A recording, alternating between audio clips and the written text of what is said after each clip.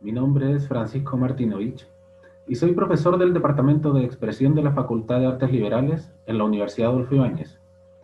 En esta cápsula aprenderemos y analizaremos algunas estrategias comunicativas aplicadas en textos propios de los medios escritos de comunicación. En particular, analizaremos este uso de recursos en la carta al director. Teniendo esto en cuenta, es importante preguntarles antes de comenzar, ¿saben lo que es una carta al director? La carta al director es un texto de naturaleza argumentativa propio de los medios de comunicación escrita. En esta, los lectores como ustedes o como yo pueden manifestar su punto de vista, sus ideas, rectificar informaciones o referirse y comentar asuntos de actualidad y contingencia tratados en anteriores cartas al director u otros textos del mismo medio. Como vemos en el ejemplo, entre las características formales de la carta del director se encuentra el uso de un título que alude directamente al tema tratado, el empleo de una forma de cortesía hacia el director del medio, la firma de su autora o autor, y un desarrollo breve y acotado del contenido. Debido a este último aspecto, es que es común encontrar en la carta al director la utilización de distintas estrategias y recursos que permitan en un texto breve ofrecer un contenido atractivo y persuasivo al lector. Estas estrategias, recursos y propósitos son lo que analizaremos a continuación. Un primer aspecto a analizar son los propósitos explícitos e implícitos de la carta al director. Los propósitos explícitos son aquellos que se presentan de forma clara y expresa en el contenido del texto y que podemos identificar a través de una lectura superficial. Por su parte, los propósitos implícitos son aquellos que requieren de una lectura inferencial o interpretativa para ser identificados. Es decir, no se presentan de manera expresa en la carta al director y es deber de nosotros como lectores analizar el texto y acceder a estos sentidos escondidos en él. Por ejemplo, respecto a la primera carta presentada, de título Educación Inclusiva, su propósito puede leerse claramente en las dos oraciones destacadas.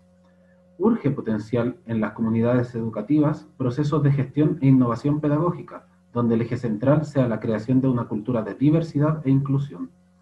Promover una cultura basada en la inclusión y valoración de la diversidad en la educación es fundamental. Acá tenemos un caso claro de propósito explícito. La carta presenta de forma expresa sus ideas al lector. Por otra parte, en la segunda carta, titulada Decisión Ministerial 2, solo aporta datos sobre el currículum del designado y la ex jefa de una división de gobierno. Ahora bien, ¿es posible que esta carta tenga un propósito más que solo informar?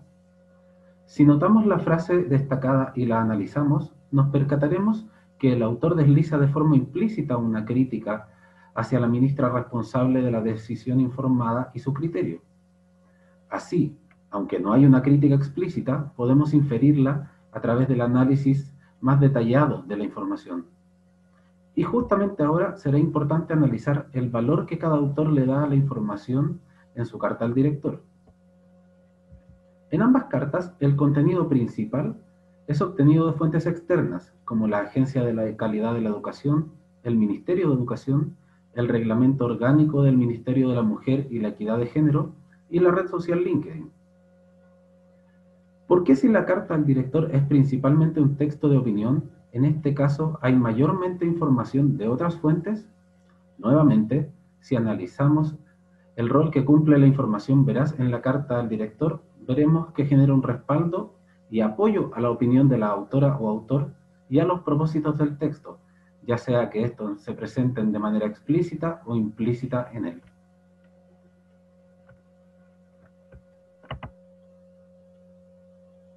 Otro aspecto relevante a considerar son las estrategias de persuasión y el uso de recursos lingüísticos en la carta al director.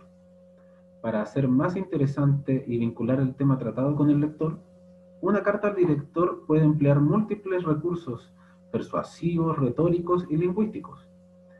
Estos muchas veces no son percibidos por los lectores, pero cumplen un rol de gran ayuda a la hora de potenciar los propósitos ya mencionados. En el caso de la carta titulada Personeros Winners, que tenemos como ejemplo, Su autor recurre a diversas estrategias simultáneas y combinadas al momento de ofrecer su visión crítica del tema tratado. Revisemos. Desde el título de la carta nos llama la atención el uso de la palabra de origen inglés winners, la que es un inmediato captador de atención en la lectura, no solo por su origen foráneo, sino por su uso y significado coloquial en nuestra lengua. Este uso no solo tendrá valor al inicio de la carta, sino también al final de ella, instancia en la que se crea un juego retórico entre los conceptos de winner y losers, en el contexto coloquial en el que se encuentran. Otro captador de atención es el uso de la expresión popular la cacha de la espada, que tiene un registro mucho menos formal que el de los medios escritos de comunicación y cumple el rol de hacer accesible e interesante el texto a un más amplio marco de lectores. Finalmente, la persuasión también se pliega a la inclusión de recursos lingüísticos, como la definición, en este caso del significado coloquial de winner, el uso de ejemplos explicativos y de la enumeración. Todos estos recursos, aparentemente inocentes, cumplen una función conjunta. Primero, la definición establece los parámetros del concepto fuerza de la carta. Luego, el ejemplo orienta la lectura directa del texto a su propósito final. Y finalmente, la enumeración propone un escenario hipotético y genera un efecto humorístico tras el cual se esconde esta crítica implícita a los denominados winners. De esta manera, el análisis de la carta nos permite comprender de forma más completa sus propósitos y cómo abordarlos tanto como lectores como en el rol de potenciales autores. Espero que esta breve cápsula haya sido de su gusto e interés y que hayan aprendido respecto a la carta al director y a la importancia y el valor de la lectura y el análisis.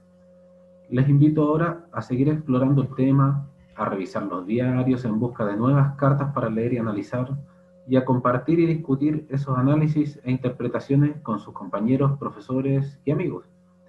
¿Por qué no? Tal vez sería interesante aventurarse y escribir una carta expresando sus opiniones, sus críticas y sus ideas sobre un tema actual que sea de su interés. Hasta aquí llega esta cápsula. Muchas gracias por su atención. Espero que puedan aprovecharla.